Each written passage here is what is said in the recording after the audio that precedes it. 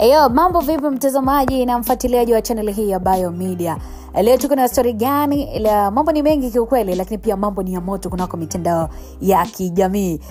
Sakata la Mwijaku, lakini pia linalohusisha wasichana watatu wa chuo linazidi kupamba moto. Serikali imezungumza, lakini pia kama ambavyo tunajua mwanadada Mange Kimambi anaendelea kuzungumza mengi kwa kweli. Nikuulize kwanza, umesubscribe? Kama bado, basi gusa alama ya kengele alafu nikusanue. Leo tuko na story ambayo unaambiwa bwana Mange ameiomba serikali wamkamate na Mwijaku, na hii ni baada ya video kusambaa wanachuo wakimzalilisha mwenzao kisa Mwijaku. So ni moja kati ya story kiukweli kwa wakati huu imewashangaza sana mashabiki mitandaoni. Hii ni baada ya video ambazo zimesambaa kwa kasi sana toka siku ya jana.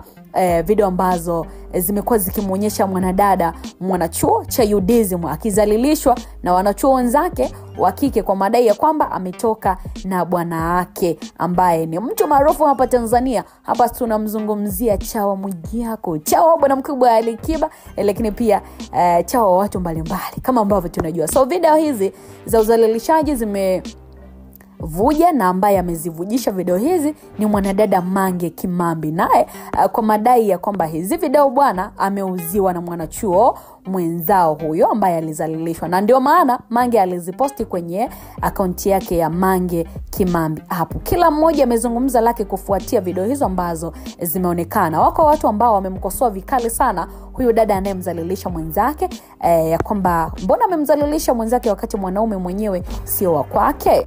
Maana ukija kwenye kuangalia wote tunafahamu Mwijaku ni mume wa mtu, tena ndoa takatifu.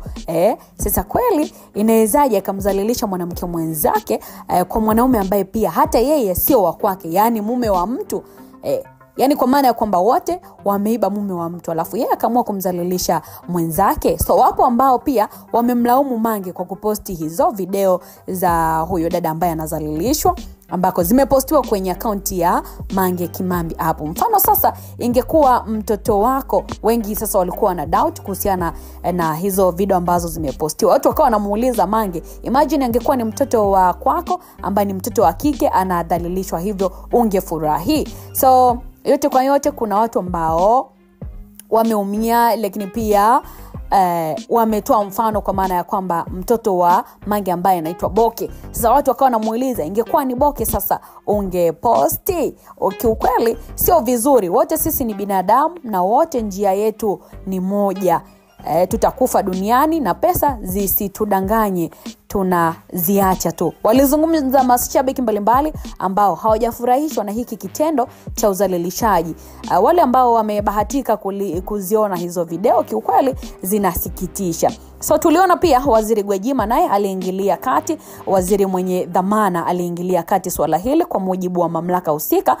Lakini pia jeshi la polisi tayari limepokea hizo taarifa na umeanza kuzifanyia kazi. Na kwa mujibu wa taarifa kutoka jeshi la polisi, wamesema kuwa watatumiwa ama hao wadada ambao wamehusika watatumiwa jeshi la polisi kwa ajili ya kuhakikisha kwamba wanakamatwa. Lakini pia wanasema kwamba watuhumiwa wamekimbilia huko Iringa, lakini pia muda wowote watakamatwa. Lakini pia chuo kikuu cha UDSM tumeona taarifa imetoka kwa kaimu ama msaidizi wa chuo amezungumza. Mkuu msaidizi wa chuo ameweza kuzungumza kuhusiana na sakata hili ama hiki ambacho kimeendelea, kwamba uzalilishaji umekuwa si jambo jema, lakini pia maneno yameonekana kuwa mingi kuhusu swala hili. Maneno yamekuwa mengi kwa mitandao ya kijamii, wadau mbalimbali wakitaka hatua zichukuliwe kwa wanafunzi, lakini pia jeshi la polisi, waziri mwenye dhamana tukimzungumzia hapa Dorothy Gwajima.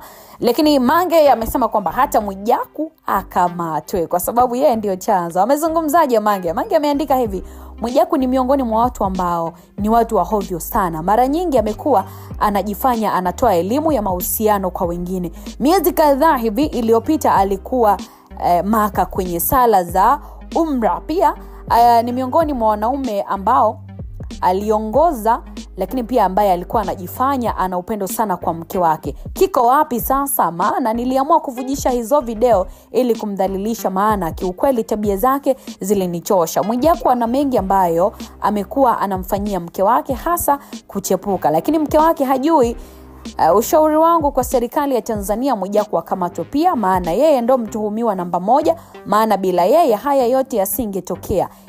Alikuwa akimdanganya huyo dada kwa umaarufu wake, kamponza maskini ya Mungu, kanyolewa nywele, kazalilika, wazazi wanajua anasoma chuo, kumbe anafanya uhuni.